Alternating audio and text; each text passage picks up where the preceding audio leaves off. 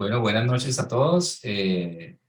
Muchas gracias por estar aquí acompañándonos en la conferencia Estabilidad de Taluz con elementos de cimentación profunda. Tenemos el gusto de tener un conferencista, una palabra que me gusta mucho, que es conferencista de lujo, pero y es verdad que estamos muy honrados de que él nos pueda brindar este espacio aquí a Nacional Colombia y al capítulo ASC Uninorte, capítulo estudiantil. Mi nombre es Andrés Guzmán, yo soy el presidente de la Seccional Colombia y también soy el Faculty Advisor, que es la figura que se tienen en las universidades, los capítulos, es la figura que tienen dentro de la academia para guiar su proceso dentro de la formación como capítulo. Entonces me gustaría que un representante del capítulo estudiantil del norte pues hiciera también su presentación, simplemente pues comentar un poco sobre el capítulo y luego le damos paso al ingeniero Rubén Tubar para que presente a nuestro conferencista invitado. Adelante. No sé si está, un segundito. Si llegó Abraham o Angélica, no sé, ¿puede ayudar? Un momentico. Tendría que, si no adelante, porque no veo que haya llegado nuestro estudiante que se haya propuesto para presentar. Si no, Rubén, arrancamos entonces y al final entonces hacemos la presentación del capítulo. Perfecto, Andrés, perfecto. Bueno, muy buenas noches para todos. Para mí es de verdad un placer enorme estar aquí con ustedes y más presentando a, como dice Andrés, un invitado de lujo como es el doctor Sebastián Lobo Guerrero, que muy amablemente ha aceptado esta invitación para acompañarnos el día de hoy. Bueno, de Sebastián, decir que Sebastián es doctor en ingeniería, es PhD, Professional Engineer, es gerente de proyectos geotécnicos y gerente de laboratorio en American Geotechnical and Environmental Services. Fue presidente del Geoinstitute de Pittsburgh de la ASCE, director del capítulo de la ASCE en Pittsburgh. Tiene 4 reconocimientos importantes de la ASCE, incluyendo 2021 Lifetime Achievement Award y 2020 Pittsburgh Civil Engineer of the Year. Tiene más de 21 años de experiencia profesional en el campo geotécnico, es miembro de la ASCE, ganador de premio del Instituto Geotécnico, tiene más de 100 artículos en revistas geotécnicas, conferencias, manuales de diseño alrededor del mundo. Así que, pues ya ven ustedes, yo quisiera agregar algo más y es que, bueno, Sebastián, yo particularmente lo conocí hace unos años cuando empecé a hacer mi PhD. Digamos que he sido ¿cómo diría yo esto? Un lobo guerrero follower, porque prácticamente me leí, yo creería que casi el 80% de los papers para mi tesis de doctorado en Purdue. Bueno, nada, Sebastián, muchísimas gracias por aceptar la invitación. Personalmente, y Andrés y el capítulo de la ASC Colombia, pues te dan las gracias y bueno, y te damos paso para la presentación. Sin más, muchas gracias, Sebastián. Listo. Bueno, no, muchas gracias a ustedes, Rubén y Andrés, por la invitación y por las palabras tan chéveres. Si quieres, hagamos esto. Voy a compartir pantalla y empiezo la presentación. Como van a ver en la presentación, yo tengo exceso de fotos mías, entonces voy a parar la cámara mientras tanto, como para hacerla, digamos, un poco más suave y que no se aburran de verme tanto. Y listo, mira, si quieres acá comparto y, ok, ahí creo que ya debes estar viendo y abro acá el PowerPoint. Y me avisa si ya estás viendo si estás viendo ya la presentación. Sí, la estamos viendo. Listo. Entonces, bueno, no, entonces empiezo, pues muchas gracias. Como les comentaba, para mí, pues la verdad, esta es una presentación bastante especial. Y no es que lo digan todas las presentaciones que hago, pero sí porque es presentar para Colombia y pues me parece muy chévere presentar para Colombia. y pues obviamente porque pues soy colombiano, pero además presentar para ASI. Entonces, si quieren acá una historia pues rápida, digamos, de cómo llegué yo acá. Yo nací en Bogotá y crecí en Bogotá. Estudié ingeniería civil en la Universidad de los Andes y cuando estaba graduándome, o sea, en el último semestre, me apareció la oportunidad de venir acá a Pittsburgh a hacer mi maestría en la Universidad de Pittsburgh y posteriormente esa beca se convirtió en una beca para el doctorado y después de eso terminé pues graduándome acá y quedándome a vivir en Pittsburgh y ya pues llevo viviendo 21 años acá. Em, Trabajo en esta compañía que se llama American Geotechnical and Environmental Services, donde pues básicamente nos especializamos en geotecnia para transportes más que nada. Pero igual que también trabajamos pues para cualquier tipo de industria, digamos, que tenga una necesidad geotécnica. Entonces hacemos diseños de puentes, o sea, pues la cimentación de los puentes, estabilidad taludes, diseños de muros, eh, pero también pues trabajamos con todo tipo de agencias, también de sector de minería, de petróleo, de cuánta cosa necesite geotecnia, y hay una necesidad. Pero digamos que eso pues es parte de lo que yo hago, digamos, y parte de lo que me gusta hacer, pero también la parte, digamos, de sociedades profesionales, pues yo creo que me define bastante porque desde el principio siempre me ha gustado mucho estar activo y ASI pues fue como la primera sociedad que yo descubrí y a la cual le empecé a meter pues como mucha energía, eh, y a la vez pues me ha dado muchísimas cosas buenas. Entonces digamos que por eso también me parece, antes de empezar la presentación, hablar un poquito de la ASI en general. O sea, es una sociedad, pues la sociedad más grande del mundo en cuanto a ingeniería civil, tiene todos sus diferentes institutos, pues para cada, digamos, tipo de interés profesional. Organiza pues obviamente unas conferencias a nivel mundial es importantes. Ser miembro tiene unos beneficios grandísimos porque tiene un acceso a unas bases de datos inmensas y digamos, unos artículos muy importantes. Ella sí, sin lugar a dudas, líder en cuanto a las publicaciones, en cuanto a los journals, dependiendo de cada área en particular. Digamos que yo, pues desde hace también ya como 15 años, digamos, soy reviewer de uno de los journals, del de Geotecnia. Obviamente, pues trato de publicar, de hacer muchas cosas, pero es chévere y pues yo creo que vamos, hay un valor grande. Ahora, ella sí también a mí me ha dado muchas cosas. O sea, yo siento que yo he recibido muchísimas, pero también me ha dado unas que son muy grandes y que han definido mi carrera. Por ejemplo, eh, pues ahorita de lo que Rubén mencionaba, digamos, con los papers, el primer premio, digamos, que yo recibí de AEC fue ya hace, no sé, 16 años, en un Geo Congress con el mejor paper de Numerical Modeling. Y obviamente, pues eso me abrió un montón de puertas cuando estaba buscando, digamos, trabajo. También, digamos, fui presidente acá de la Sociedad Geotécnica. Digamos que estas son como algunas de las fotos que puse ahí como en este slide. Fue presidente de la Sociedad Geotécnica. Después, más recientemente, recibí el reconocimiento de ASI como el ingeniero civil del año, para Pittsburgh, lo cual pues fue una cosa grandísima para mí. Posteriormente, el año pasado, me dieron lo que es el Lifetime Achievement Award, que es un honor absoluto, pues porque, o sea, son premios que por lo general la gente obtiene hacia el final de la carrera. Em, yo digo que lo único malo de ese premio es que no vino con los fondos necesarios para poder retirarse, pues porque realmente cuando uno obtiene ese premio ya es como al final de todo. Yo apenas tengo que 43 años, entonces pues, pero no, pero igual anima mucho porque pues obviamente da el incentivo de ir por dos premios de eso a ver si se logran, uno realmente al final de la carrera, pero sí, la verdad, ya fuera de chiste, yo le debo mucho a ella, sí, digamos que a mí me ha dado mucho. Yo he trabajado pues muy contento en muchas cosas, pero digamos que pues la verdad sí estoy muy agradecido con muchas cosas que me ha dado en mi carrera profesional. La presentación que vamos a hacer hoy, de hecho, la he hecho ya en varios capítulos de ASI, digamos, en diferentes ciudades de Estados Unidos, pero es la primera vez que estoy en un capítulo que sea fuera de Estados Unidos. Entonces me parece lo máximo que aparte ese capítulo sea el de Colombia.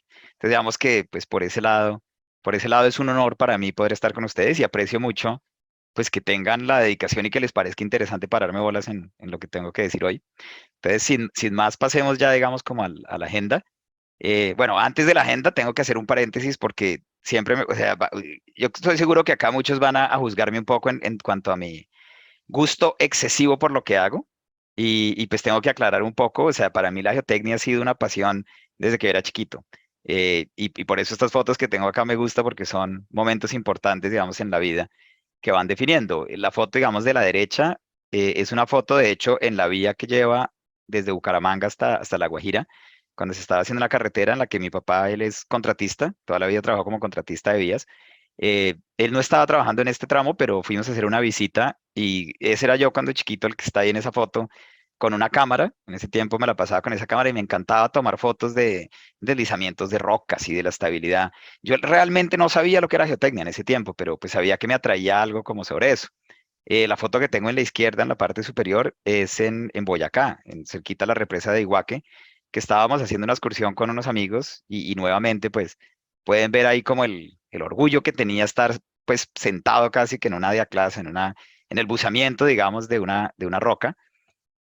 Y la que tengo abajo, la foto que tengo abajo, pues me gusta mucho porque creo que fue la segunda presentación importante, digamos, para mí que empecé a hacer a nivel internacional. Fue una conferencia en MIT, en Boston, en una conferencia panamericana pues, de suelos y rocas, y fue en el año 2013. Entonces ya también como que me pongo a ver y digo, pucha, de razón que los años le van llegando a uno y que uno se va volviendo viejo, porque también ya es bastante tiempo haciendo esto. Pero como verán en la presentación, pues, o sea, para mí realmente hacer esto es un gusto y poder tener la oportunidad de hablar hoy, pues, es parte de ese gusto.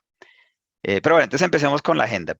Lo primero vamos a hablar es como métodos tradicionales de estabilización de deslizamientos. ¿Por qué necesitamos estabilizar deslizamientos? Después vamos a hablar como de los principios de diseño para estabilización de deslizamiento con elementos de cimentación profunda. ¿Qué es este método? Porque es un método de cierta manera novedoso, o por lo menos novedoso en su implementación, y porque digamos que es algo que vale la pena pararle bolas. Y después vamos a cubrir dos análisis de caso, uno con un deslizamiento en roca y uno con un deslizamiento en suelo, y digamos que pues vamos a hacer como unas conclusiones de esto. Entonces empecemos con deslizamientos. Un deslizamiento pues no es más que una masa que se movilizó y que terminó fallando. Las razones para eso pues pueden ser varias: se subió el nivel freático, hubo una reducción en los esfuerzos efectivos, bajó la resistencia al cortante y falló. Puede haber razones sísmicas, cargas pues, extras, puede haber, digamos, acción humana de que terminó cargando más el talud que existía o le quitó la pata. Pero bueno, sea la razón que sea, eh, digamos que lo más fácil, y esto es importante, yo hice mucho tiempo esta presentación sin hacer esta introducción, y por las preguntas que me hacían al final, pues caí en cuenta que tenía que añadir esto. Lo más fácil para remover un deslizamiento es quitarlo, ¿cierto? O sea, si estamos en un lugar en la mitad de la nada y hay un deslizamiento que tenemos que arreglar, pues si yo puedo remover la masa, digamos, si tengo el espacio para quitar todo el suelo que falló y ponerlo en otro lado, listo, no hay problema. Aparte también necesito tener una estabilidad temporal detrás, ¿no? No puedo solamente quitar la masa y que no se me venga lo que hay atrás. Pero entonces el primer paso es, si el deslizamiento es un problema y se puede remover y poner en otro lugar la masa, el suelo, perfecto. Esa sería la solución número uno.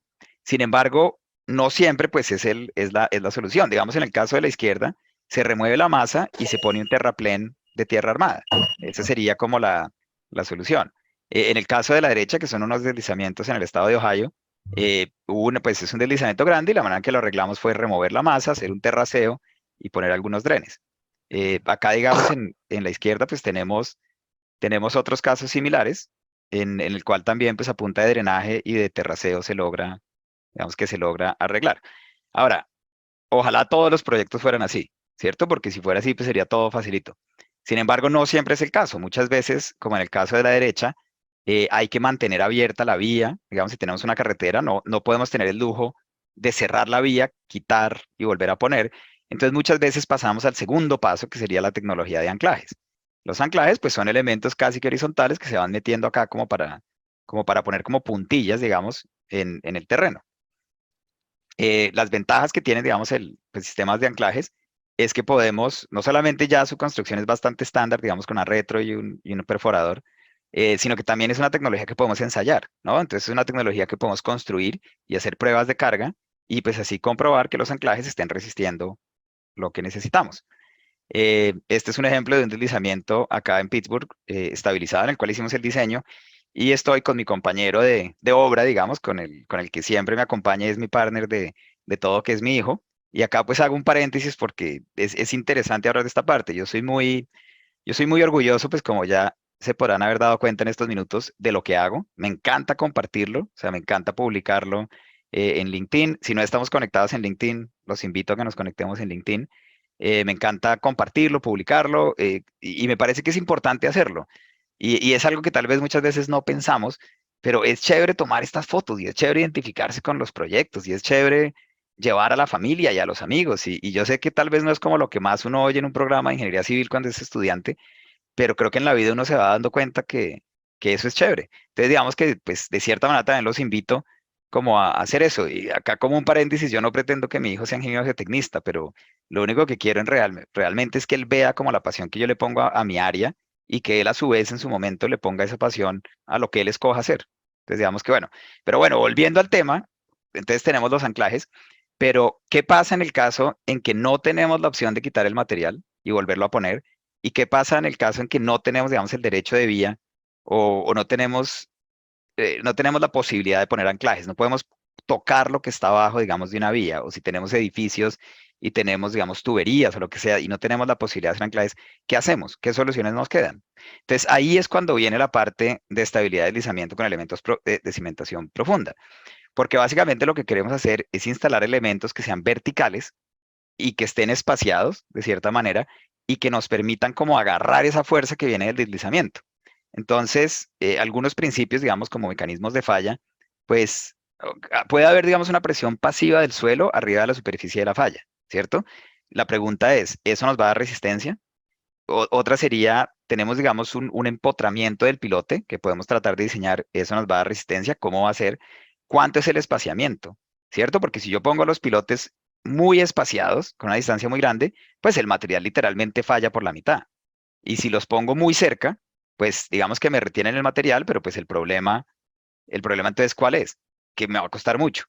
Y finalmente, ¿cómo calculo ya la capacidad estructural? Mucho de esto que les estoy contando, para mí fueron preguntas que realmente surgieron cuando estaban en los Andes de pregrado. Siempre me llamó la atención la estabilidad de taludes con elementos de cimentación profunda porque creo que es algo que se ha hecho durante mucho tiempo empíricamente y sin saber muy bien lo que se está haciendo. Y obviamente llevar eso a una escala grande, pues es físicamente imposible. Em, Después, con los años, digamos, haciendo pues investigaciones y después de la universidad, me empecé a dar cuenta que el Deep Foundation Institute, que es otra sociedad profesional en la que yo estoy muy activo, había empezado a investigar este tema. Y AEC con el Geo Institute también. Sin embargo, y estoy hablando, digamos, ya hace, no sé, 12 años, por ahí, 2010, no hay una metodología de diseño estándar. Hay como prácticas, recomendaciones, pero empezó a surgir y esto en realidad surge con una persona que se llama Eric Loer, que es un profesor de la Universidad de Missouri en el cual mejor dicho, él empieza como a poner principios, él empieza a poner principios de diseño. Y entonces la primera parte es que dice, bueno, listo, el suelo que está arriba de la superficie de falla probablemente puede tener alguna resistencia, pero por estar arriba de la superficie de falla no va a ser lo que me va realmente a coger la fuerza. El elemento estructural es el primero que va a absorber esta fuerza. Ahora, ¿cómo el elemento estructural va a funcionar? Esta parte también, pues digamos que empezó con Eric y después en el Deep Foundation Institute, pues cada vez fue más aclarada. Van a haber dos tipos de esfuerzos que van a controlar. Y pues creo que esto viene, digamos, de nuestros cursos estructurales, pues básicos. Hay una parte que es flexión, ¿cierto? Entonces este elemento, pues como por estar, digamos, arriba de un empotramiento va a tener flexión y también va a tener cortante. Entonces tenemos que diseñar para ambos. Ahora, va a haber efectos de arqueo y acá empezamos a traer tecnologías similares, digamos, de geotecnia, como lo que sabemos por cimentaciones, que es que hay un espaciamiento de 3 veces el diámetro, lo cual es el espaciamiento, digamos, óptimo. Si lo hacemos a más de 3 veces el diámetro, se nos va el suelo por la mitad. Y si lo hacemos a menos, está bien, pero estamos concentrando fuerzas. Y lo que queremos es concentrarlos a un punto óptimo en que no desperdiciemos demasiados elementos, pero a la vez no tengamos falla entre los elementos. Y bueno, y finalmente, pues lo que está debajo del plano de falla es lo que es la presión pasiva que nos va a hacer el empotramiento. Y pues para esto, digamos que tenemos Rankine, Coulomb, cualquier teoría, digamos, pues de estabilidad. Listo, entonces digamos ya esto es como lo primero. Si resistieron hasta acá sin haberse aburrido, si no se pusieron a ver el partido de Colombia, que yo en este momento tampoco entiendo muy bien quién quisiera verlo después de que no vamos a ir al Mundial, pero si resistieron hasta acá, ya estamos del otro lado. Lo dicho, de acá para adelante es básicamente mostrarles estos principios ya en la práctica y ya en proyectos como tal, eh, y cómo es la implementación y bueno, y digamos las lecciones que aprendimos durante la construcción y después el proyecto cómo funcionó. Entonces la primera es un análisis de caso de un deslizamiento en roca. ¿Por qué en roca? Porque en roca tengo un bloque que está montado, un bloque sobre otro bloque y tengo una superficie de falla puntual. O sea, es literalmente una línea en donde puedo decir que el cortante es lo que más importa. Eh, Acá vamos a salir un segundito y les muestro este video. Mira, esto es un vuelo del dron, digamos, que básicamente pues nos muestra, espérate, y pongo acá, es un vuelo del dron en el que nos muestra cómo es mira acá, en el que nos va mostrando cómo es el deslizamiento. Espera, ahí lo pongo acá, y ténganme paciencia. Bueno, ahí tengo mi foto con la Selección Colombia. Yo soy tremendo fan de la Selección Colombia, lo que pasa es que ahorita estoy con el corazón un poco roto, pero ya debe empezar el video en un segundito. Tan, tan, tan. Y acá, esto fue un comentario que, pues, mejor dicho, digamos que es como el análisis del vuelo. Esto está todo en YouTube, pero es como un análisis del vuelo que hicimos. Ahí se va viendo, digamos, el dron va llegando. Ven que hay un bloque a la izquierda, o sea, hay una grieta grande y hay un bloque a la izquierda que se está moviendo para abajo. En la parte de arriba tenemos un canal, digamos, como una cuneta que tiene, digamos, pues ya en ese momento habíamos cortado todo digamos, como el paso del agua y lo habíamos desviado. Pero acá en el vuelo vamos viendo que es un bloque, o sea, es un bloque totalmente delineado que se está viniendo abajo en este corte de roca. Ya como pueden ver en el vuelo se ve un espaciamiento grande en esa falla, digamos, de tracción de la parte superior. Miren en la parte de arriba, en ese mismo, dicho, digamos que en el canal, que se ve que hay unos árboles, porque eso va a ser importantísimo ahorita.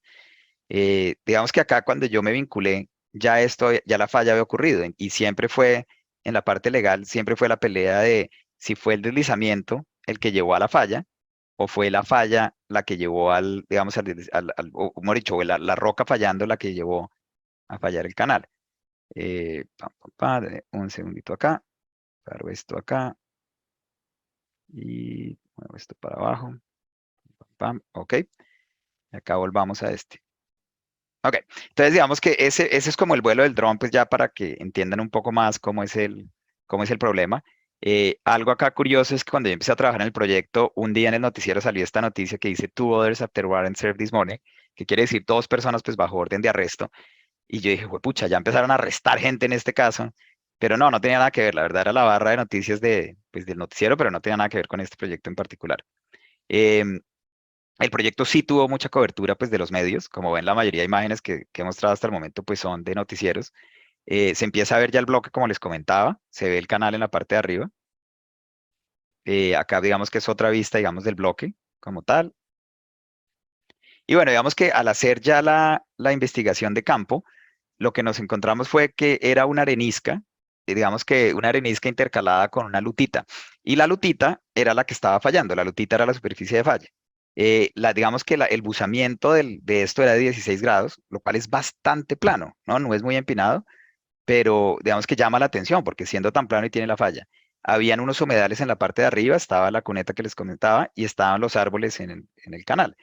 Y se oía agua, digamos, bajando por esa grieta grande que ven ahí, digamos, la parte de atrás y lateral del plano de falla, se oía el agua rodando. El plano de falla es la lutita meteorizada, como lo comentaba, y el bloque, digamos, pues tiene unas dimensiones importantes, 46 metros hacia arriba, 122 metros de ancho y 20 metros y 6 metros de espesor. Em, fue un proyecto interesantísimo, yo tampoco he tenido mucho la oportunidad en la vida de poder entrar a la superficie de falla. Digamos que acá algo chévere era como atrás se estaba abriendo esta grieta, obviamente se creaba, digamos, un acceso. Al principio era bastante pegada, pero a medida que el deslizamiento siguió y siguió y siguió, pues permitió, digamos, exponer la superficie de falla y permitió ir y tomar muestras. Digamos, es lo que estamos mostrando ahí. Eh, Algo, digamos, que yo hago un paréntesis acá rápido es los medios de comunicación y como lo bueno y lo malo. Lo bueno que pueden traer, pues es que tienen como, digamos, una cobertura de la información completa. Lo malo es que hay mucha especulación. Y esto después yo lo vi en el caso del Chirajara, pues cuando tuve la oportunidad de estar vinculado en Colombia, que fue el primer proyecto realmente que me llevó de vuelta a Colombia, porque los medios de comunicación desafortunadamente hacen un trabajo, no sé, hay demasiada especulación y eso no trae nada bueno desde el punto de vista de la ingeniería, pues porque crea como temor y rumores.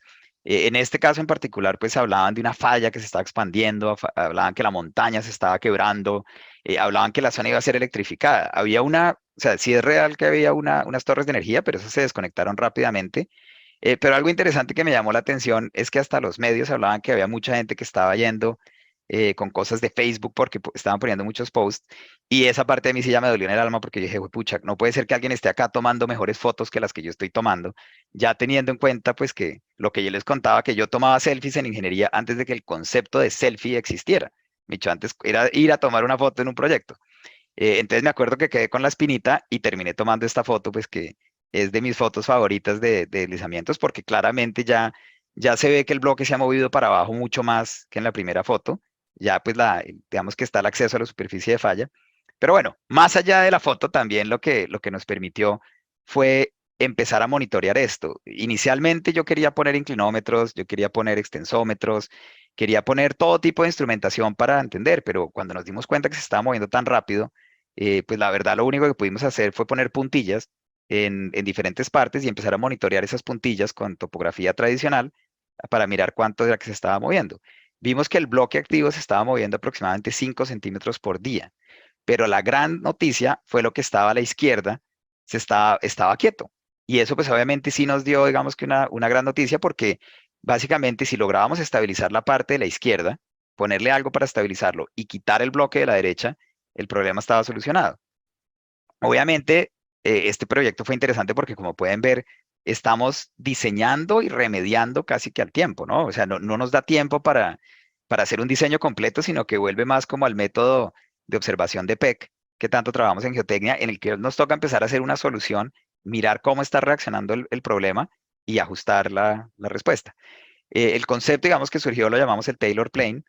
No fue, esta parte, digamos, es un paréntesis también chévere porque, o bueno, más que chévere, chistoso, porque realmente no, o sea, no tiene nada que ver con Taylor, el gran, pues, el inglés que hizo tanto en estabilidad taludes, sino que el concepto como tal, pues, consistía en que removíamos el bloque que se estaba moviendo y tratábamos de estabilizar con elementos de cimentación profunda lo de arriba, como ese canal, y de cierta manera, pues, retener lo que está a la derecha en esa figura. Como les contaba, nosotros empezamos a hacer el diseño al tiempo que conseguimos un contratista que empezó a remover esa masa. Entonces, durante los primeros días, cuando yo iba y hablaba con el contratista, o más que con el contratista era directamente con el operador de la máquina, yo le decía, hay que excavar hasta el plano de falla, que en inglés es el failure plane. Y después lo que me di cuenta es que el tipo jamás me entendió y pensaba que yo estaba diciendo era Taylor plane. Pero un día él me dijo o sea, un día él me dijo, pero ¿por qué es el Taylor plane? Y yo al principio pensé que era que él sabía pues de las teorías de Taylor, de las curvas de estabilidad y todo, y bueno, me di cuenta que no, que era mi mala pronunciación del inglés de failure plane a Taylor plane. Pero digamos que nos pareció tan cómica la cosa que desde ahí decidimos pues llamarlo el Taylor plane y desde ahí quedó el diseño completo como el Taylor plane.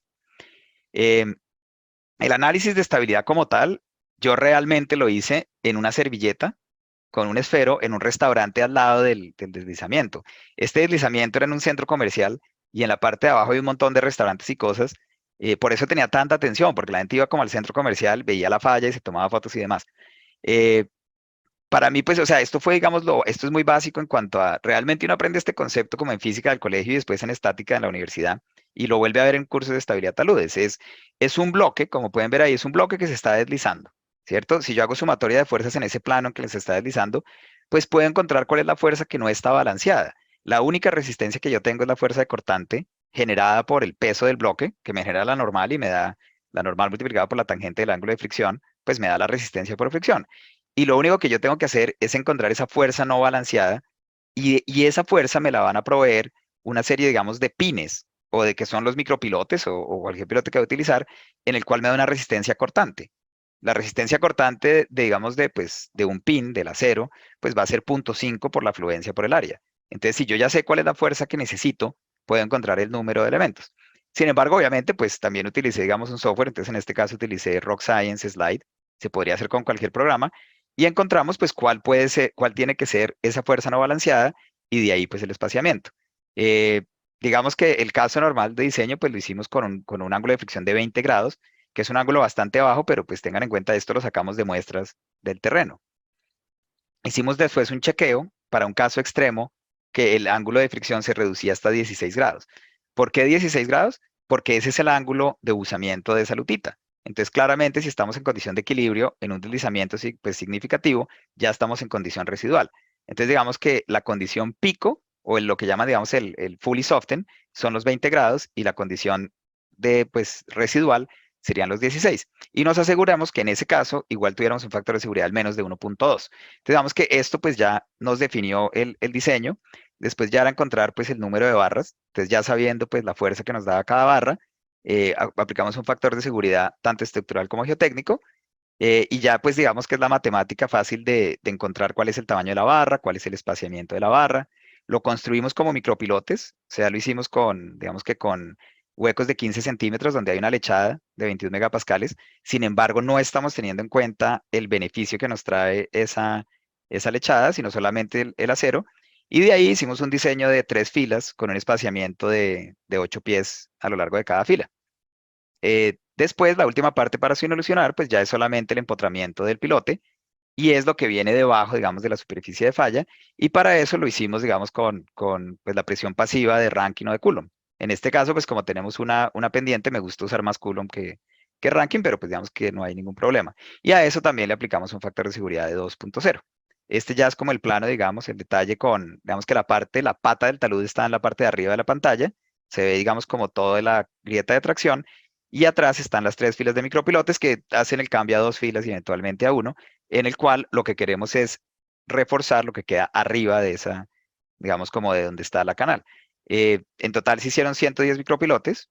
Esta es la, digamos, la foto cuando empezamos ya la instalación. Como pueden ver, la barra es verde, o la barra, digamos, tiene un recubrimiento verde, pero ese es el epoxi que se pone solamente pues para control contra la corrosión. Eh, Esta foto ahí donde la ven, pues duró como 3 horas en tomármela porque yo quería tener la foto con el primer micropilote que hiciéramos en el proyecto.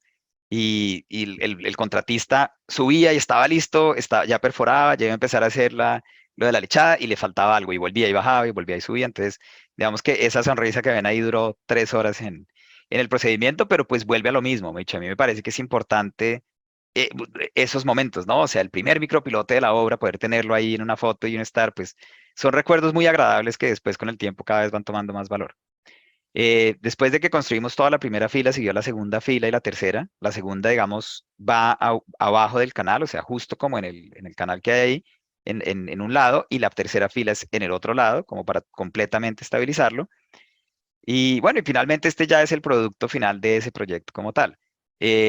Algo que me interesa siempre llamar, que me llama mucho la atención en esta foto, es que yo estoy parado ahí, pero no hay nada detrás, ¿cierto? Y eso refleja mucho nuestro trabajo como geotecnistas y es que nuestro mejor trabajo jamás se ve, en el sentido en que siempre queda sepultado en la tierra y bueno, pues no, digamos, obviamente pues es un comentario ahí al aire, pero digamos que es interesante, si ustedes lo piensan, si uno no documenta los proyectos a la mitad durante la construcción, en muchos como estos, pues de eso se trata, ¿no? Se trata de que, nada, de que no se note, de que sea una construcción pues que se camufla con el terreno, pero pues es interesante. Entonces fue un proyecto exitoso, lo acabamos ya hace unos años. Después de eso, digamos que hemos pues monitoreado cómo ha seguido la cosa, no hubo ningún movimiento, digamos que fue bastante exitoso. Y este caso pues como tal nos trajo, digamos, la confianza de probar todos esos conceptos que les contaba, pues que llevan ya desarrollándose 12 años o en los últimos 12 años.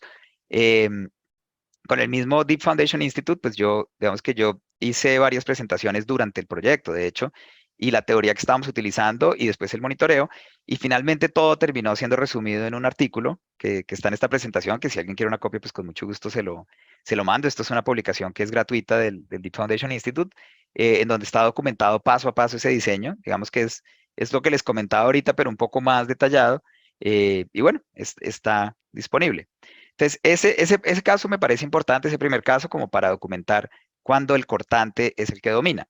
Ahora, eso ocurre en un deslizamiento de roca, pero ¿qué pasa cuando tengo un deslizamiento de suelos? Y la razón por la que digo es porque es un poco intuitivo que si yo tengo un pilote que está, digamos, como saliendo, ese voy a tener más, es como una fuerza triangular, digamos, un empuje de tierras triangular o de alguna forma que va a desarrollar más una flexión que un cortante como tal. Entonces, para eso tengo este ejemplo que es muy interesante de una tubería, esta es la frontera entre Kentucky y Ohio, en la cual se construyó un terraplén, que es el terraplén que ven a la izquierda, y este caso de hecho es un poco más confuso, voy a empezar desde el final, solamente para que entiendan como las condiciones y después vuelvo al principio.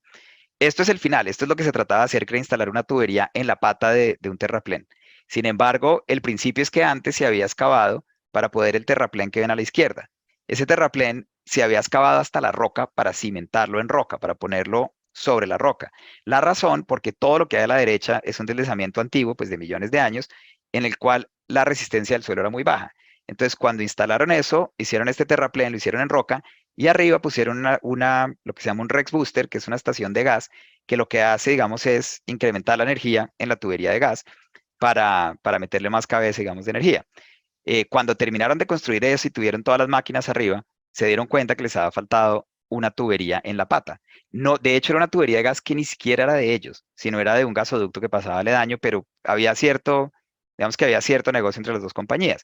El problema es que para instalar la tubería, toca instalar como una berma para que pueda pasar todo el equipo, y entonces se generaba un problema pues, de una reacción en cadena. Al poner esa berma, se fallaba la pata del talud, y al fallar esa pata del talud se fallaba el terraplén que hay arriba. Entonces digamos que por eso la foto empieza, o la presentación de esta parte empieza pues con la foto ya instalado, pero pues esto fue el final.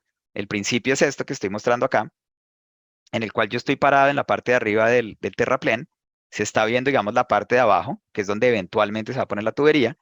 Eh, es un área, pues como lo mencionaba, de un deslizamiento anterior, es un depósito coluvial, también en una lutita, digamos que la roca es una lutita, y la profundidad de la roca varía entre 5 y 9 metros. Eh, digamos que el terraplén que ya ha sido construido de 33 metros de altura, estaba sobre la roca, y pues bueno, lo primero que hicimos fue, aunque ya había un estudio geotécnico que se había hecho para diseñar ese terraplén grande, pues nada, yo quería hacer mis propias perforaciones ¿para tener qué? Pues para tener como la confianza, digamos, de las condiciones del suelo. Eh, digamos que acá lo que estoy mostrando es ese terraplén, o sea, es un dibujo bastante precario, pero es básicamente ese terraplén, está en rojo, que es el que se tenía que construir, y nuevamente el problema es que al hacer ese terraplén se fallaba la pata, y al fallar la pata se fallaba todo el terraplén de arriba. El concepto, digamos, pues es similar, como el que había mencionado antes, pero por cuestión de escala no se puede hacer micropilotes, sino que tenemos que hacer algo más, o sea, tenemos que hacer algo más grande. Entonces, en este caso se hicieron los caissons. Y es solamente, pues, nuevamente es cuestión de escala, es hacer elementos que tengan cómo soportar, pero el principio, pues, es lo mismo. En este caso nos tocó hacer algo más avanzado, digamos, porque cuando es cortante sí se puede como un cálculo simplificado, pero cuando es flexión no, porque claramente pues hay una dinámica más complicada. Entonces lo primero fue similar, hacerlo con Slide, que es este programa de Rock Science, y encontrar, pues diseñar primero los pilotes y encontrar cuál es la fuerza por cada pilote que se necesita, que es lo que están viendo abajo. Las propiedades, digamos, del suelo, pues como era un deslizamiento anterior, era un suelo coluvial de 24 grados. Y esto nos lleva ya, digamos, como a la parte más clave de este problema, y es que para encontrar esta reacción, yo cómo logro encadenar esa fuerza no balanceada y la resistencia del pilote. Y esto fue una de las cosas grandes que logró Eric Loer de hace 10 años cuando empezó a postular esto, y de lo que el Deep Foundation Institute logró avanzar, y es integrar curvas PY para la solución de esto. Las curvas PY con programas como el Pile de Ensoft o el mismo RSPile de Rock Science, pues funcionan en que yo tengo un pilote y las curvas PY son como resorticos que yo le pongo enfrente. Entonces, ¿qué pasa? Por lo general yo pongo esto, pongo una carga vertical, una lateral y un momento, y yo miro cuál es la deflexión. La manera en que yo lo quiero solucionar en este problema es opuesto. Yo voy a inventarme, o no inventarme, voy a asumir una deflexión aceptable, por ejemplo, digamos 1 pulgada, y lo que voy a hacer es que hago como un retrocálculo para saber si esa deflexión, cuánto fue la fuerza que le tenía que estar aplicando. Y esa fuerza es la que simulo como si fuera el deslizamiento. Entonces se convierte en un problema en el que tengo que analizarlo con los dos programas al tiempo hasta que me converja, pero una vez logro esa convergencia, logro tener ya los resultados del diagrama de momento, el diagrama de cortante. De hecho, hasta me muestra cómo es el empotramiento. Ya ni siquiera tengo que hacerlo aparte. Entonces es muy chévere porque logro integrarlo. Nuevamente, yo lo hice con el Pile para este caso, pero digamos que posteriormente lo hemos utilizado con RSPile. Cualquier programa que tenga curvas PY en realidad les funciona. Algo que uno se da cuenta al correrlo rápidamente es que esto es controlado por flexión, no por cortante. Entonces, digamos que es algo que es importante tener claro, y es lo que nos lleva como a toda esa línea de diseño de poder concluir que cuando es un deslizamiento de roca, bloque con bloque, controlado por cortante, cuando es en suelo, por la manera en que se aplica la fuerza, tiende a ser un problema de flexión, y obviamente pues diseñamos, digamos, la capacidad estructural con factores de seguridad independientes. Ya la construcción, pues digamos, es tratar de, con la inercia que hayamos y todo, digamos, en la simulación, encontrar una viga equivalente Entonces hicimos caissons de 0.76 metros de diámetro, el espaciamiento de 3 veces el diámetro, nuevamente lo mencionaba, pues viene de la geotecnia clásica. Las filas como tales las hacemos a 6 veces el diámetro para evitar los efectos de grupo. Todo diseño lateral de cimentaciones, pues sabemos los efectos de sombra, entonces los espaciamos por ahí 6 veces el diámetro, que es realmente, digamos, lo que la AASHTO reconoce como para que ya no haya efectos de sombra. Y bueno, y digamos que ya lo otro, pues que hay ahí son los números específicos de la sección de acero, pero pues no tiene mayor relevancia eh, para el ejemplo, claramente. Y bueno, y después la profundidad que terminaron siendo caissons de 12 metros de longitud.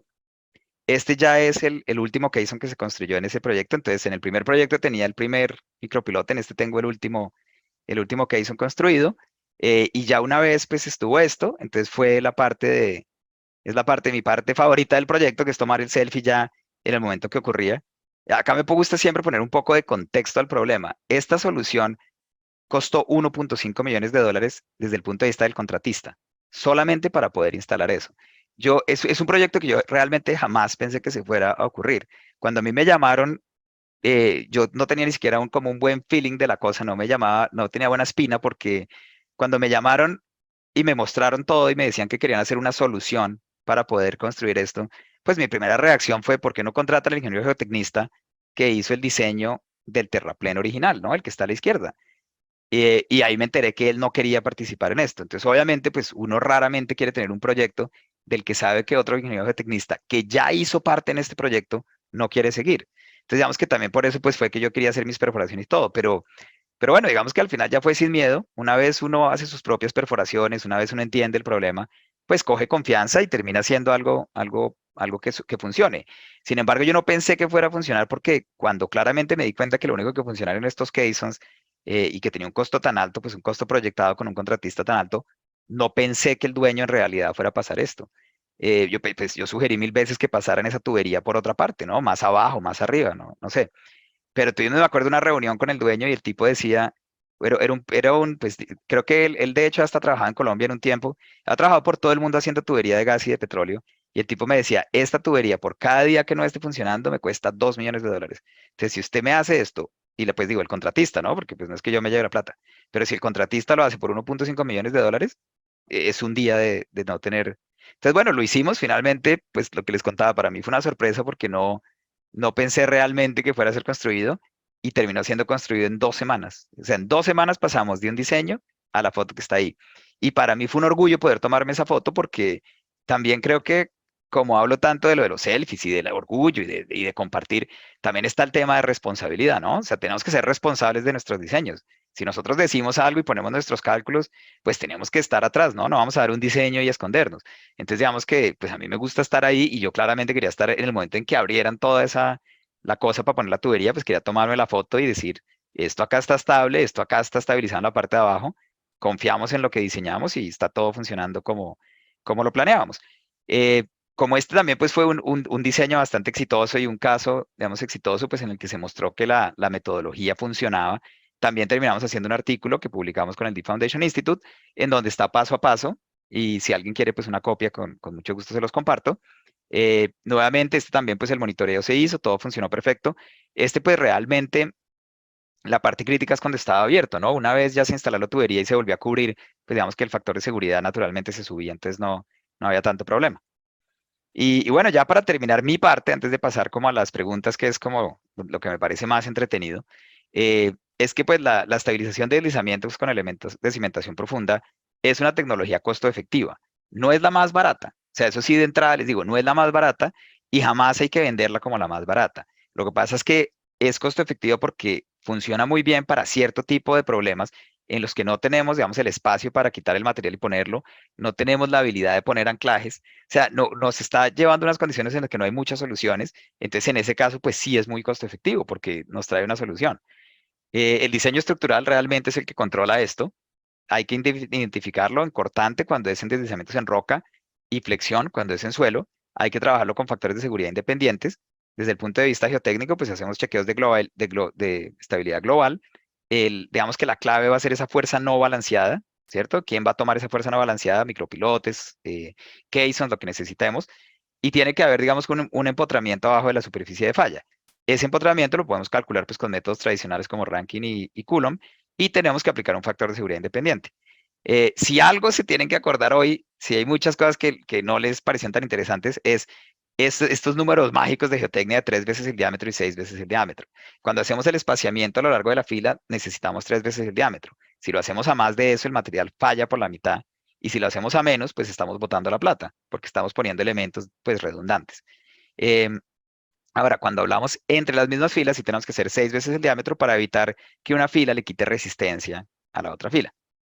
Y bueno, digamos que ya para terminar, obviamente esta pandemia pues terminó siendo bastante negativa y bastante mala para todos. O sea, creo que todos perdimos seres queridos, todos vimos los efectos que pueden tener y bajo ninguna circunstancia la pandemia fue buena, ¿no? Pero creo que como todo en la vida, tenemos que rescatar las cosas positivas, lo poco positivo o lo que tiene valor de una situación, de una crisis como tal. Parte, digamos, a mí positiva es que me parece que abrimos unos canales de comunicación que tal vez antes no teníamos tan claro que teníamos. Y esta presentación hoy, pues, es un ejemplo perfecto de eso, ¿no? Esto, ¿cómo hubiéramos hecho esto hace unos años, ¿no? O sea, no, es mucho más complicado llevar al expositor, pagar todos los viáticos, pagar todo eso, mientras que hoy en día es realmente fácil poder conectarnos y compartir, pues, las cosas que nos gustan y poder comunicarnos. Y esto, pues, ha llevado a que también podamos aprender muchísimo de una manera mucho más, no sé, más amena y más simple. Eh, Estas charlas como la de hoy muchas veces son grabadas por las diferentes ciudades profesionales y terminan poniéndolas en YouTube. Yo no soy un YouTuber, digamos que no tengo interés en tener un canal de YouTube. Em, Mi hijo mira muchísimo YouTube y le encanta y hay varios YouTubers que ve, pero no sé, hay algunos que a mí me gustan como MrBeast o como Mark Rober, que hacen como cosas de ingeniería o cosas, digamos, filantrópicas, pero también hay muchos que no hacen más que jugar pues videojuegos y no me parecen que sean como role models que debamos seguir. Pero aunque no soy un youtuber, aunque no tengo, sí me interesa mirar las presentaciones que van quedando en internet. Y tengo una página que está ahí, que también se las puedo compartir al que esté interesado. Como les decía, conectémonos en LinkedIn si no estamos conectados ya, porque es interesante, o sea, en los últimos 3 años pues hemos grabado un montón con diferentes países y con diferentes sociedades, un montón de charlas en muchos temas, como se pueden imaginar, cuando empecé en la charla pues yo tengo, digamos, charlas sobre diseño con geosintéticos, tengo charlas sobre diseño con anclajes, tengo charlas sobre, no sé, todo tipo de temas geotécnicos que siempre me han apasionado, y acá pues ya están varios grabados, hay muchos en inglés, hay muchísimos en español que hemos hecho con sociedades profesionales del Perú.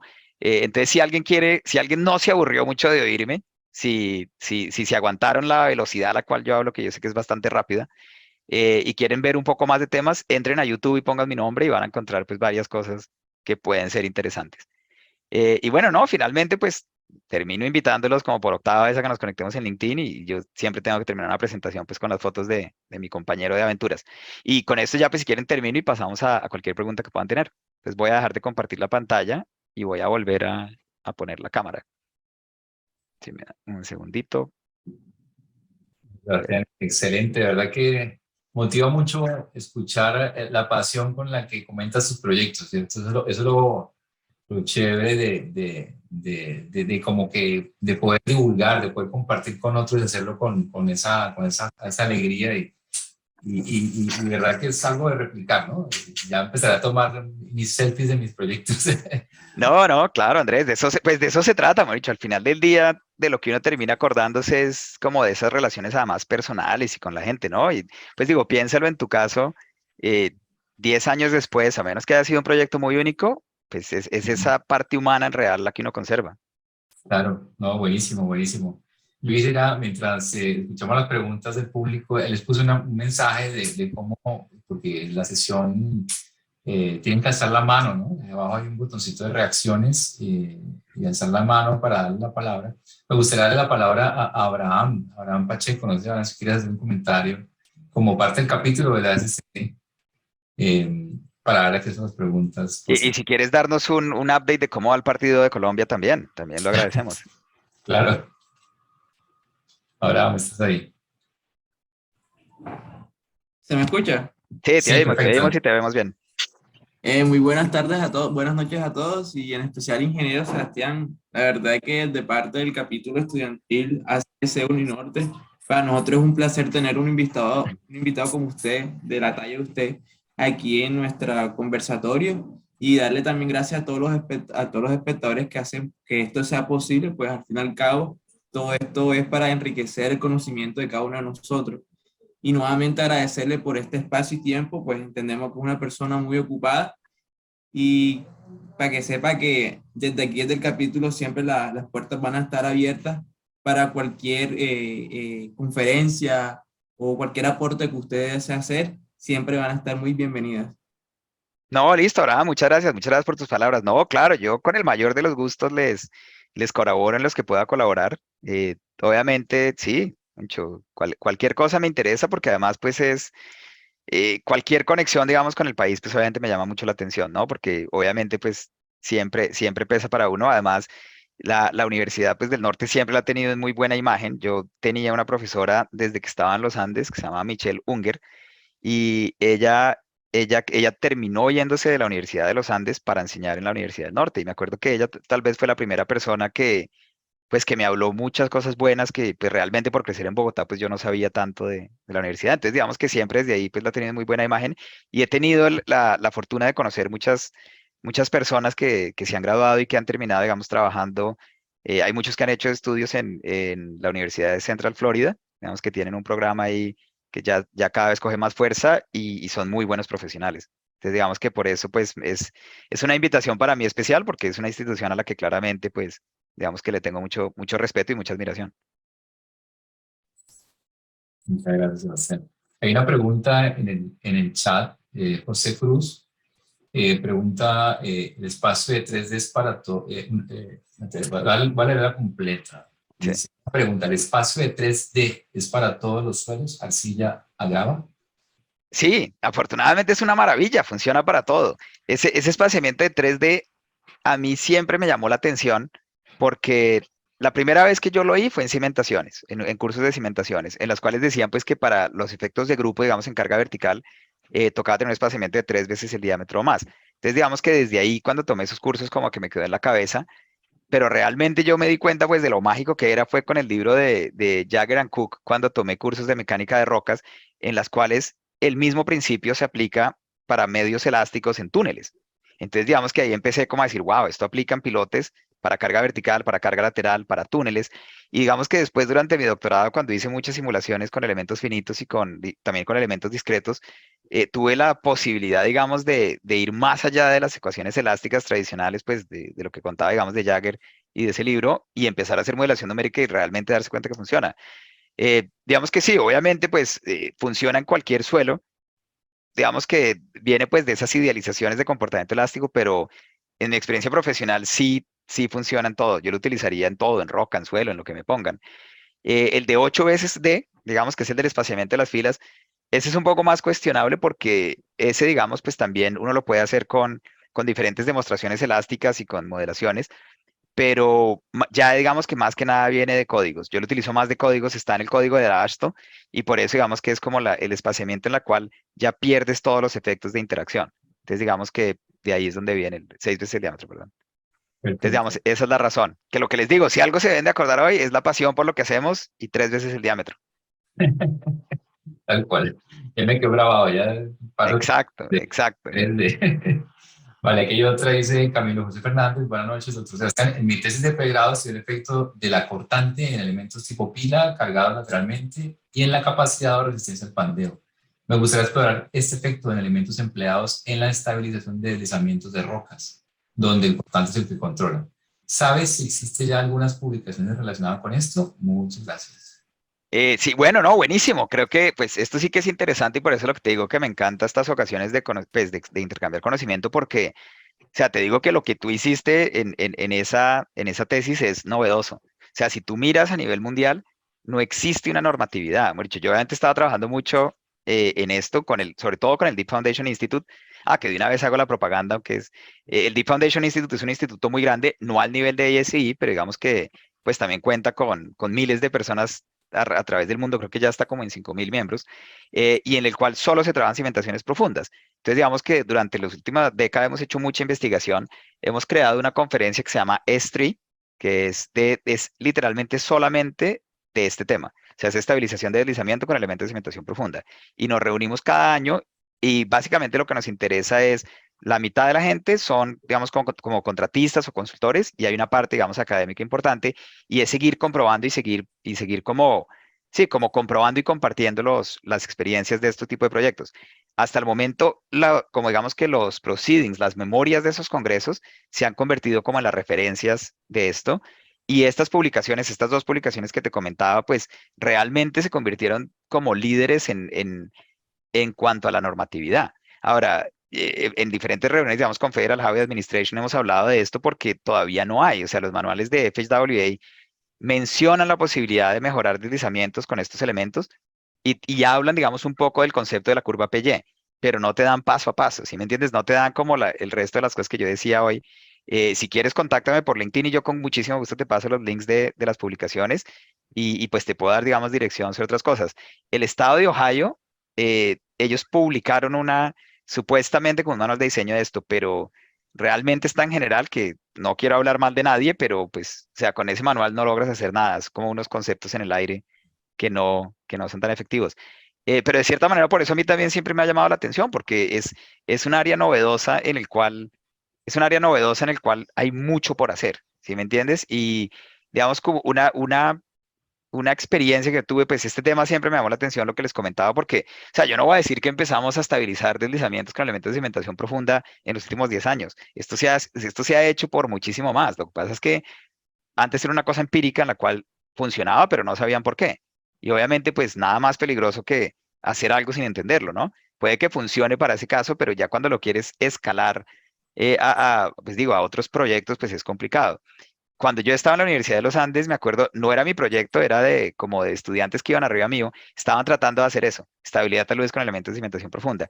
Y me llamó la atención porque igual aunque yo estaba en pregrado, pues yo era siempre bastante nerd, y todavía lo soy, me he dicho, la definición absoluta de nerd, y me encantaba ver como lo que los grandes hacían, ¿no? Entonces digamos que por más de que yo estaba viendo solamente mecánica de suelos, me interesaba meterme de vez en cuando en la clase, digamos, de estabilidad tal vez para ver de lo que hablaban. Y entonces me acuerdo que estaban tratando de modelarlo, pero digamos que en mi opinión, años después, pues lo logré entender. La limitación que tenían es que lo estaban haciendo con elementos elásticos. Si me entiendes, dicho, todo lo estaban modelando como un comportamiento elástico. Y este problema, pues, es lejos de ser elástico, porque cuando hay un deslizamiento, por más de que hoy en día en programas como Plaxis y cosas así, puedes poner una superficie, digamos, de falla, el comportamiento real es muy lejos de ser elástico. Y sobre todo, pues, la resistencia en el suelo y en el mismo elemento estructural también puede ser un poco diferente. Entonces, ha habido muchas cosas por ahí, pero nunca ha habido un manual de diseño así grande. Yo, me he dicho, esperaría que en algún punto todo esto resultara en un manual de diseño. ¿Sí me entiendes? Me he dicho, digamos que mi sueño sería en que algún día el Deep Foundation Institute tenga muchos más casos, en muchas más geologías, en muchas más cosas, y podamos montar, ¿sí me entiendes? Podamos montar pues como un manual de esto. Yo sigo pues dando, digamos, copias de mis papers y decir, pues acá hay una referencia, me he dicho, si la quieren utilizar, obviamente es un procedimiento paso a paso y más que nada es un procedimiento basado en el sentido común. Yo soy el máximo creyente pues, del sentido común, digamos que no me tomen a mal, pues porque igual yo hice mi PhD, hice mis simulaciones numéricas avanzadas, pero yo después de 20 años de práctica profesional, pues lo que me he dado cuenta también es que todo lo que sabemos está mal. Me he dicho, todos los modelos que tenemos, todos están mal. Lo que pasa es que funcionan en un rango, ¿cierto? Y lo que tenemos que hacer, digamos, como geotecnistas, es encontrar ese rango en el cual funcionan. La diferencia entre la geotecnia y la parte, digamos, estructural es que, pues, digamos, Andrés más que nada lo sabe, pues obviamente si tú hablas de concreto, de acero, son materiales que han sido estudiados muchas veces y el comportamiento es mucho más claro. Suelos, sabemos el comportamiento, pero tenemos que tratar de utilizar metodologías que se acoplen a esos rangos. Entonces, aunque todo está, de hecho, no lo digo de una manera pues como caos y que se acabó el mundo y todo está mal, no tenemos ni idea de nada, sino es solamente ser conscientes de eso. Todo lo que sabemos tiene muchas limitaciones. La ecuación de capacidad portante de Terzaghi tiene unas limitaciones grandísimas.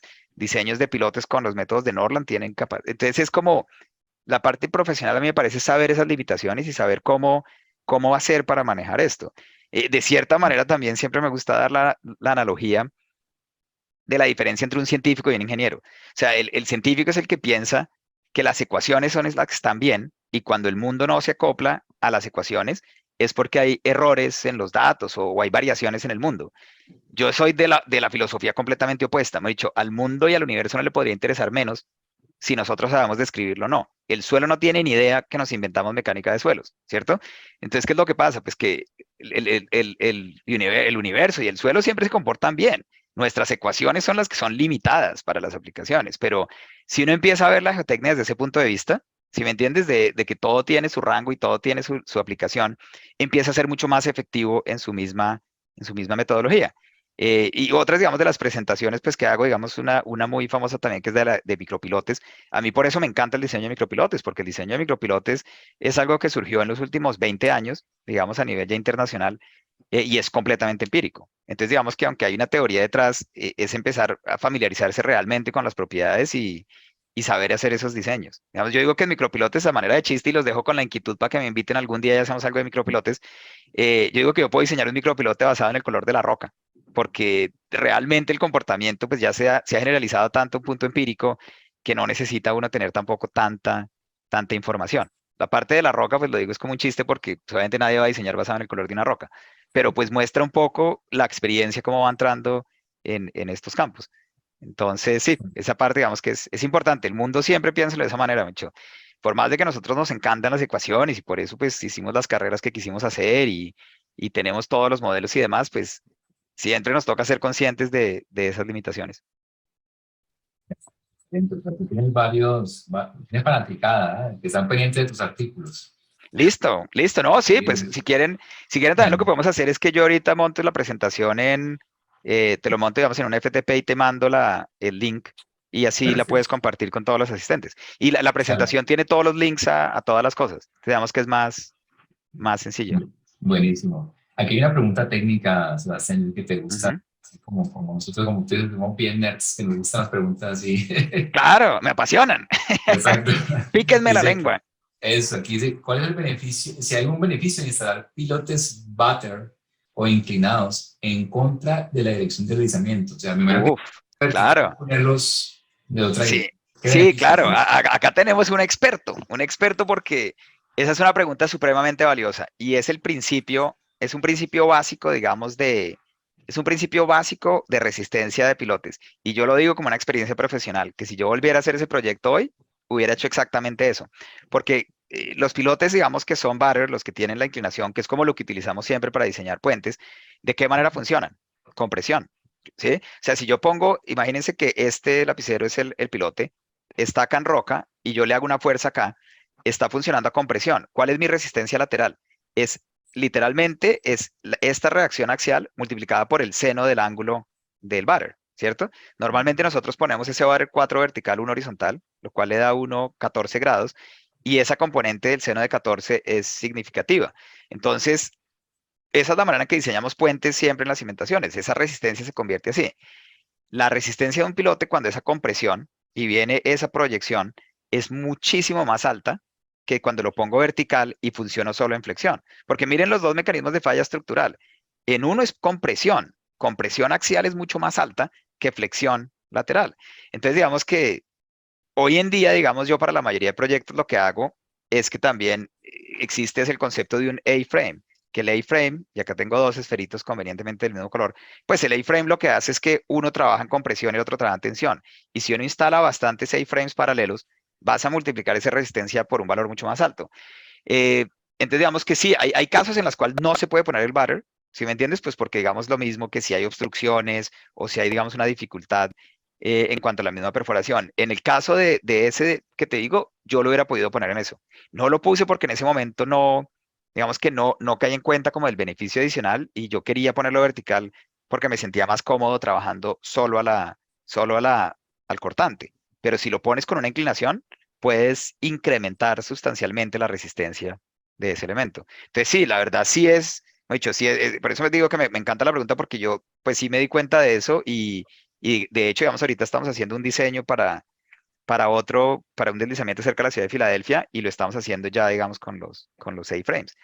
Entonces, digamos que es válido. Sin embargo, hay otro aspecto importante y es, tú también quieres controlar cuál es la resistencia del elemento. Si tú pones una resistencia, digamos que, acuérdate de lo del espaciamiento. Entonces, ¿qué pasa? Si pones elementos que tengan una alta resistencia, el espaciamiento que necesitas es mucho más grande. Pero como estás limitado a 3 veces el diámetro, igual te toca ponerlos más pegados. Entonces, de cierta manera, aunque te mejora muchísimo la resistencia, de pronto tú ni siquiera necesitas mejorarla tanto porque el espaciamiento te está controlando el número de elementos. Ahora, hay contratistas, dependiendo, digamos, pues del lugar y todo, hay contratistas que prefieren hacer perforaciones que sean puramente verticales. Entonces, digamos que en ese sentido también hay veces simplificar la vertical puede tener sentido, pero ¿qué? Pero pues digo, habría que mirar el caso en particular, pero no, excelente comentario. Vale, y bueno, aquí no sé cómo resumir, pero hay varios comentarios. Dale, Eh, dale, yo lo que tengo es tiempo. Tengo cero afán de ver a la selección Colombia contra México, entonces, bueno, bueno, hay una que me cortan porque no conozco, dice, ¿qué nos puedes decir de Ito and Matsui? ¿de qué? Ito and Matsui, no sé si tiene algo que ver con alguna No, teoría. la verdad no sé, no sé, Sí, ahí me corchas. sí, sí, sí. Yo creo que de pronto era algo como, como el failure plane, Sí, puede ser eso. digamos igual. Exacto. Quedó ahí en el O de Taylor pronto Plane la persona, nuevamente. sí, ahí eso lo preguntó José Cruz, de pronto si quisiera aclarar, de pronto bien, no podemos también darle la palabra. Le abrimos el micrófono. Sí, dice que espera verte en Cartagena, Carlos Espinosa. Ah, excelente, excelente. Exacto, Ahí nos tomaremos unas buenas cervezas y charlaremos más largo. exacto. Carlos Cobo nos pregunta cuáles son las propiedades del suelo más críticas que has encontrado y qué ensayos recomendarías para esas situaciones. Sí, ese está bueno porque empecemos, digamos, con el primer ejemplo, ¿no? Tenemos, digamos, un bloque sobre otro bloque. Tenemos Ujú. dos cosas fundamentales. La primera, ¿cuál es la fricción entre los dos bloques? Entonces, digamos que ese ángulo de fricción en ese contacto es importantísimo. En ese ejemplo en particular, pues tuvimos la suerte que como el bloque se estaba moviendo y teníamos acceso, pues literalmente pudimos entrar y tomar una muestra de ese plano de falla y hacer ensayo de corte directo. Eh, para mí, el corte directo es importantísimo en la superficie de falla. Un triaxial lo veo muy complicado de hacer, porque tú cómo logras sacar una muestra, o sea, estas son muestras que ya tienes un plano de falla establecido. Entonces, ¿cómo logras sacar una muestra y ponerla en una cámara triaxial? Entonces, yo por eso, digamos, para esto soy fan del corte directo, porque sí lo puedes tomar y hacerlo directamente. Y la otra propiedad que es muy importante es el empotramiento. Ahora, para el empotramiento, ¿tú qué necesitas? Saber la roca. Entonces, digamos, la compresión inconfinada de la roca es importante, pero nuevamente, cuando estás hablando de una presión pasiva, pues estás hablando no de un núcleo de roca, sino de una masa de roca. Entonces, digamos que es importante como sacar la compresión inconfinada del núcleo, y yo por lo general utilizo 5% de la compresión inconfinada es lo que llamo la resistencia cortante de la roca.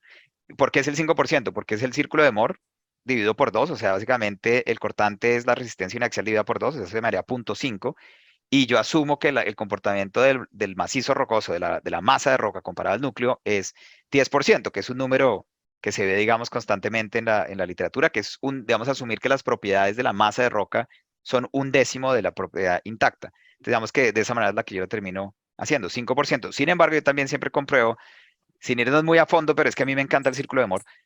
Otra manera también de mirarlo es que tú también, si asumes que la roca tiene una resistencia, digamos, horizontal, o sea, una superficie de falla completamente, una Moore Coulomb completamente horizontal, tú puedes decir que la resistencia cortante es aproximadamente la misma que la resistencia, digamos que la capacidad, el alabo, o el mejor dicho, el que viene después del factor de seguridad, la capacidad permisible. Y la razón es porque si tomas esa superficie, o sea, esa resistencia que es, si la multiplicas por 2, esa resistencia cortante te da una carga axial, y si le aplicas un factor de seguridad de 2, vuelves al mismo valor. Entonces, digamos que esa es una regla que utilizamos todo el tiempo en diseño acá, y es decir que la capacidad admisible, la capacidad portante admisible, es igual a la resistencia cortante de la masa rocosa. Entonces, digamos que esas son las propiedades importantes. Digamos, la resistencia cortante de la roca y que la termina sacando con una compresión, digamos, inconfinada, o el ángulo de fricción en la interfase. Eso sería en la parte, digamos, de rocas, de mecánica de rocas. Si estás hablando del suelo, tienes pues obviamente el ángulo de fricción, digamos que es importantísimo, y también si lo estás haciendo con las curvas PY, pues ese valor K, que digamos que viene pues desde todos los programas, el módulo de subgrade reaction, o sea, el módulo del balasto, digamos que también llamamos, ese valor de K es importantísimo. Desafortunadamente ese pues no tenemos ensayos, sino es a punta de literatura. Entonces digamos que yo para eso pues siempre utilizo, digamos, el libro de Bowles, que tiene todos estos valores dependiendo de la densidad, si es suelta, si es media, si es alta, tienes diferentes valores del K para eso. Obviamente, pues si los programas también, digamos, ARSPile y el mismo ELPILE, pues ya te traen sugerencias también de esos valores. Pero esas son como las variables críticas. Pero digamos que tal vez la variable más crítica de todo y estos dos ejemplos lo muestran, es la plata. Digamos que eso siempre va a ser la variable pues más brava porque todo diseño pues también depende de qué tanto esté el cliente, digamos, dispuesto a pagar, ¿sí me entiendes? O sea, yo te voy a decir, los dos casos, como lo mencionaba en el segundo, esto no fue la primera solución que hubo y en ambos casos el dueño tuvo quejas al principio de que era una solución muy cara, pero digamos que después de un proceso iterativo de demostrarle que las otras soluciones más tradicionales no funcionaban, pues obviamente entendió que era la única manera que había para solucionar esto. Ahora, como experiencia, digamos, un poco inusual en el primer ejemplo, solamente para que lo piensen, porque uno nunca sabe las cosas en realidad cómo terminan funcionando. Ese primer caso terminó siendo lo mejor que le pudo haber pasado a ese centro comercial. Ahora, yo sé que suena bastante irónico, pero se los explico. Esa falla ocurrió y esa reparación costó, de todo eso costó como un poquito más del $1.000.000. Sin embargo, el dueño del centro comercial logró convencer a la aseguradora, y eso fue un pleito ahí en el que me tocó ser parte, que es una mamera, pero logró convencer a la aseguradora de pagar porque ellos, o sea, ellos catalogaron este deslizamiento como un acto, esto ocurrió 10 años después de haber sido construido. Entonces, digamos que no había manera de culpar a nadie, se determinó pues que era un acto, digamos, de la naturaleza. Entonces, la aseguradora terminó pagando, o sea, ellos todos se los cubrió la aseguradora. Y el volumen de tráfico que ellos tuvieron, y eso lo registraron fue en las tiendas, esto fue tan fenómeno, y pues ustedes vieron ese video y todo, que se ve impresionante ese bloque bajar. Todo el mundo iba al centro comercial, iba y miraba el deslizamiento, se tomaba una foto, iba y comía en alguno de los restaurantes que estaba al lado y terminaba malo comprando algo en alguna de las tiendas. Toda la reparación duró 9 meses y durante esos 9 meses ese centro comercial siempre estuvo lleno. ¿Sí me entiendes? Entonces, al final del día, para el dueño del centro comercial, o sea, ellos terminaron fue ganando plata. De hecho, yo me río porque son de los pocos casos en la vida que tienen una tragedia y terminan es sacándole beneficio. ¿Sí me entiendes? Sacándole plata. Entonces, digamos que obviamente esa última variable que decíamos de plata es relativa, pues porque muchas veces el costo de algo termina siendo más una inversión que un costo. Un tema turístico, creo yo. Sí, se volvió, ¿no? Y por eso yo decía, me he dicho, las huevas, yo tengo que ser el que tiene el mejor selfie. Me he dicho, si la gente está viniendo acá a tomarse selfie, yo tengo que tener el mejor de todos. O sea, todavía que tengo acceso a la grieta, como, Claro. porque de hecho había mucha gente, digamos que por la noche o al atardecer o algo así, se metían a tratar de tomarse fotos en esa grieta. Entonces, digamos que en un momento tocó hasta policía y todo, pues porque era peligroso. Vale. Interesante, ingeniero, todo eso que nos comenta. Aquí hay otra pregunta que nos hacen Adriano Ochoa y es, quiere saber si usted ha trabajado alguna vez con los pilotos helicoidales y para las personas que no, pues no saben, pues porque tengo entendido que hay personas que vienen de semestre primero ingreso de pronto desearían saber cómo son los pilotos helicoidales. No, pues claro, yo los pilotos helicópteros ni siquiera los conocí en la universidad. Esos los conocí fue ya después en la vida. Sí, los pilotos helicoidales, que de hecho, una de las personas que más sabe en el mundo de pilotos helicoidales y que es pues de los fundadores de la tecnología, se llama Howard Perko, que es muy amigo mío. Él ha estado también muy vinculado con el Deep Foundation Institute. Él trabaja pues, para una compañía que es como el líder de la instalación de pilotos helicoidales que se llama Magnum Pierce. Y básicamente, pues son como tornillos, digamos, una manera fácil de imaginárselo es un tornillo en el cual de la misma manera que uno pone un tornillo en la pared y pues lo va, digamos, como atornillando. Esto es un tornillo que se pone en la tierra y se va atornillando. Y la manera en que funciona es que a medida que digamos, ese taladro va entrando, pues va creando también una fricción lateral y se instala, pues digamos, a punta de torque. O sea, digamos que la mayoría de pilotes se instalan en esa punta de golpearlos, un pilote hincado o un pilote preexcavado se instala sacando el material y después funcionando. Estos es como si fuera literalmente un destornillador que lo va enroscando y lo va metiendo. Eh, los pilotos helicópteros han revolucionado muchas cosas. A mí me gustan mucho. Lo que pasa es que la capacidad de los pilotos helicoidales hoy en día todavía es un poco baja, porque la misma sección del tornillo de acero es una sección real, pues relativamente pequeña. Tienen una aplicación muy grande, digamos, como en construcciones ligeras, ¿sí me entiendes? O sea, en construcciones ligeras son muy útiles, digamos, nosotros acá las utilizamos mucho digamos, como para avisos de esos que pasan en una autopista y tienen una pantalla inmensa, eso para eso se puede utilizar. Entonces, digamos que tienen mucho su campo. En el campo, digamos, de cimentaciones pesadas para puentes todavía no son muy utilizados, pero digamos que en este caso de estabilidad de taludes sí tienen una aplicación muy grande. Y ya hay algunas compañías, digamos, como Tensor que han estado, y GeoPeer que han estado jugando con esos conceptos porque O sea, finalmente, si yo logro instalarlo a punta de atornillarlo y logro llegar y pasar el plano de falla, pues sí voy a tener una sección de acero que me sirve. Entonces, digamos que han habido bastantes aplicaciones. En California yo he visto bastantes aplicaciones de estabilidad taludes con pilotes helicoidales. Sin embargo, el gran problema, y póngalo, digamos, en un caso, si tenemos un suelo residual, por ejemplo, si tenemos un suelo coluvial con sobretamaños, digamos, con rocas, si estamos haciendo el deslizamiento de rocas, pues estamos muy limitados, porque ese taladro y ese destornillador no va a lograr tener la capacidad de pasar estos sobretamaños y de pasar estos elementos. Ahora, si tenemos un deslizamiento, digamos, uno que me acuerdo muy grande es una falla en un levee en California, en el cual es básicamente sobre un digamos que es una presa de arcilla y abajo también tiene más arcilla, o sea, todo es una arcilla blanda. Entonces, pues claro, digamos en ese caso se puede fácilmente ir y atornillar todos estos elementos, pero digamos que es una tecnología que yo creo que va a tener mucho futuro. Algo, digamos, que a mí me parece muy interesante en la geotecnia y yo he tenido la suerte de estar, digamos, presente en esos cambios, es todo el desarrollo, digamos, un poco alejado, pero digamos el desarrollo en geosintéticos. Yo jamás en la universidad tomé un curso de geosintéticos, eso no existía. Los cursos, digamos, de geosintéticos lo poco que yo sabía en Colombia era porque algunos, digamos, como vendedores como Pavco ofrecían, digamos, un curso rápido, ofrecían un programa, pero no era, digamos, como una clase como tal.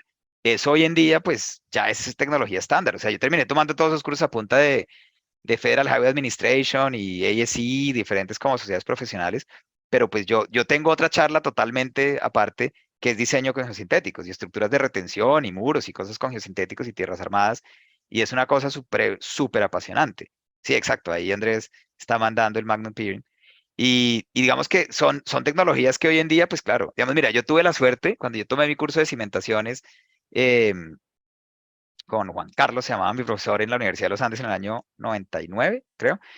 eh, Tuvimos la oportunidad de que él nos llevó al primer proyecto en Colombia construido con micropilotes, diseñados con micropilotes, pero llamados micropilotes. O sea, probablemente alguien había hecho un micropilote, pero no diseñado bien. Y este fue un proyecto en Bogotá.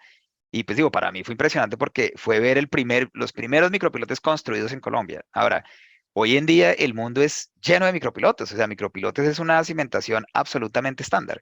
Entonces, digamos que pues ve uno que en 23 años hubo una revolución grandísima con geosintéticos, una revolución grandísima con micropilotes, lo que se llaman los Auger Cast Piles, los CFA, esos también se han popularizado de una manera y es como geotecnista es demasiado chévere porque es como ver estos cambios y ser parte de esa revolución. Y obviamente le toca a uno mucho educarse a punta de leer y leer y leer, pero pues de eso se trata la universidad, ¿no? Como de aprender que la solución de todo está en los libros y tener la confianza de encontrarlo.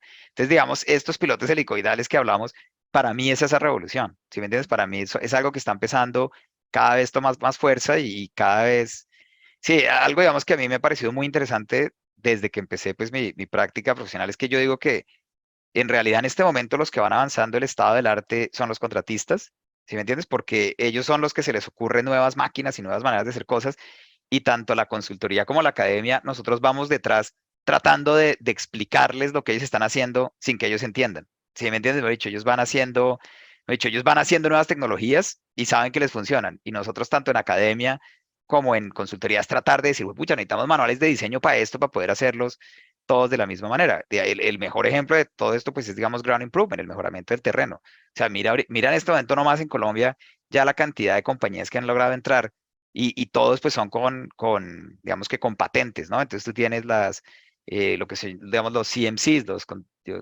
concrete, o sea, los control modulus columns, tienes todo, RAM, aggregate peers, que al final del cuento es lo mismo, o sea, todo es lo mismo, solamente que cada uno lo llama diferente y le saca una patente. Entonces, a ti te toca pues saber con cuál estás trabajando para hacerlo con el método de ellos. Bueno, es interesantísimo, o sea, es un área, no es que la geotecnia, por más de que Terzaghi se la inventó hace más de 100 años, es algo que nos toca a nosotros como en su pico, ¿sí me entiendes? En su momento, y pues es chévere. Es chévere porque además si no existiera todo esto, pues ni siquiera estaríamos hablando acá, pues porque todo estaría en un libro y ¿para qué necesitamos conversar, no? Pero es el hecho de que todo esto pues siempre va a ser nuevo. Yo te dije, me picaron la lengua y yo hablo. Sí, sí, sí, sí, sí, no, está bien. Creo que habrá Nosotros, pregunta por ahí nosotros más. contentos con tenerlo aquí, ingeniero. Bueno, aquí les sigamos tirando preguntas y aquí nos envían otras. Los análisis de slide consideran la resistencia a corto, un drain, y a largo drain plazo. Sí, esa pregunta está buena porque en realidad tienes que hacerlo con los dos, ¿cierto? Es algo, digamos, que pues aprendemos desde la universidad y que es clave y que yo lo he visto que mucho en práctica no lo hacen. Y es, o sea, siempre uno, pues cuando tenemos una arena, no, porque una arena, digamos, pues su condición no drenada es casi que igual a la drenada porque la no drenada no existe. De hecho, ocurre en una fracción de segundo y ya viene, pues, tiene una permeabilidad alta y el exceso de presión de poro se disipa. Pero digamos en arcillas, y sobre todo, digamos, ponle yo creciendo en Bogotá, mejor dicho, yo pensé que el mundo era arcilla porque pues creciendo en Bogotá es lo único que uno ve, arcilla de la sabana de Bogotá. Obviamente, menos que llegues a la cordillera y veas la montaña, pero digamos que yo realmente cuando empecé geotecnia y empecé a aprender, pues siempre trabajaba a condición no drenada. En Pittsburgh, te digo que yo creo que ellos no han oído la palabra condición no drenada, o el undrained shear. Me ha dicho, ellos no lo conocen, ese concepto no existe, porque acá son suelos residuales, las arcillas que encuentras son arcillas ya, pues digamos, de una consistencia alta, entonces no van a controlar en condición no drenada. Pero sí es muy importante siempre pensar en las dos condiciones. Entonces, digamos, en arenas, pues sí, siempre es la drenada a largo plazo. En arcilla, pues tienes que considerar las dos. Sin embargo, dependiendo del problema, pues hay maneras en las cuales tú puedes saber cuál controla. Mi experiencia, digamos, pues profesional es que cuando tienes una arcilla, pues que ya, digamos, es de una consistencia alta, con unos golpes de SPT, digamos, de más de 10, pues tú lo puedes correr con los dos, pero generalmente la estabilidad taludes te da que la que va a controlar es la de largo plazo. Si estás en un material que es absolutamente blando, muy probablemente la que te va a controlar es la de corto plazo. Si estás intermedio, hay que hacer los dos. Pero sí, o sea, tu pregunta es absolutamente válida y debí haberlo mencionado y es, siempre tienes que analizar pues los dos, digamos que los dos casos, ¿no? Mirar cuál te va a controlar más. Ahora, en el caso, digamos, en particular de la lutita meteorizada, es una condición, digamos, yo lo analicé solamente una condición drenada, es porque es un material que terminó desarrollando una superficie de falla, pero como tal el material no tiene una o sea, no tiene un comportamiento muy de condición no drenada. O sea, esta superficie de falla que te digo, pues tiene 1 centímetro de ancho. Entonces, si hubiera un exceso de presión de poro, se disiparía muy rápido y la condición drenada sería la que en verdad te controlaría. Pero si algún día, digamos, uno hiciera un análisis de estabilidad de taludes como el que estamos hablando ahorita y tienes una arcilla blanda, sí, definitivamente yo lo haría con los dos. Sebastián, muchísimas gracias. Quiero en este momento, pues sé que hay muchas más preguntas ahí, pero por cuestiones de tiempo, pues vamos a pedirles que nos las dejen en el chat, se las podemos hacer llegar a Sebastián para que nos ayude a contestarla. Y bueno, agradecerle a todas las personas que asistieron y especialmente a Sebastián. Sebastián, muchísimas gracias. Nos vemos en Cartagena si Dios quiere. Listo. No. Muchísimas gracias a ustedes por la invitación y lo que te digo, ahorita apenas acabamos acá, lo monto en un FTP, y les mando el link y lo comparten con todos y cualquier pregunta que tengan, mándenmela en LinkedIn. Yo me quedo hasta las 12 de la noche cada día respondiendo inquietudes porque me fascina y la verdad es que LinkedIn hoy en día es la manera más fácil de conectarnos, mucho más que por email y mucho más que por WhatsApp. Antes hacía por Facebook mucho, pero la semana pasada me salió un impostor que trataba de usar mi nombre como para la típica de que contacta contactos de uno y entonces dice que es que tiene un favor y que le presten plata y no sé qué. Entonces ya Facebook trato de no, de no compartirlo tanto, pero LinkedIn afortunadamente todavía está sano. Sí, sí, sí. Bueno, Está bueno. Sebastián, gracias. Listo. Bueno, Muchísimas no, hasta luego y que tengan una muy buena noche. Sebastián, muchísimas gracias de verdad por este espacio y de verdad que estoy seguro, ya te estoy siguiendo en LinkedIn y bueno, Listo. estamos terminándola porque también vemos que nos está retirando por la hora seguramente para ver el marcador final del partido. Muchísimas gracias, la aprecio muchísimo y bueno, esperamos tenerte de nuevo por acá compartiendo tus experiencias. Listo. Muchas gracias a todos. Que tengan buena noche. Vale, Buenas gracias noches. a todos por la asistencia.